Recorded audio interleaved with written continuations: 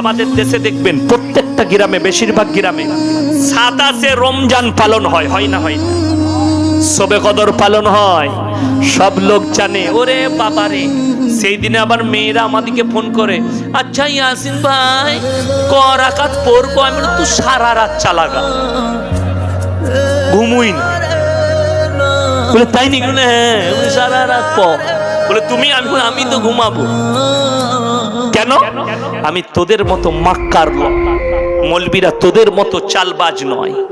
আমরা আল্লাহকে চাই। শোনো, রমজানুল মুবারকের মাসে কোন পৃথিবীর, মুর্শিদাবাদে এত বড় বড় মাদ্রাসা আছে, চন্দ্রহাট বুখারীর মাদ্রাসা, চন্দ্রহাট থেকে চলুন জালিলিয়া, সুরুলিয়া, ওমরপুর থেকে শুরু করে মুর্শিদাবাদের যতগুলো বড় বড় মাদ্রাসার মুফতিরা আছে, বড় বড় মুফতি, তাদের কাছে ফতোয়া নিয়ে আসুন। আমি তাদের জুতোর মালা পরার লেগে রেডি আছি। আপনার গ্রামে পড়বো, কোন মুফতি আর কোন মৌলবি যদি বলে দিতে পারে 27 রমজানটা শবে কদরের রাত্রি, তার জুতোর মালা পরে শওকতের বেটা পশ্চিম বাংলায় বায়ান করবে ইনশাআল্লাহ। নিয়ে আসুন কোন বাপের বেটা মৌলবি আছে? কেউ পারবে না। কেন? কোন মৌলবি পারবে না, কোন মৌলবি বলবেই না আপনাকে।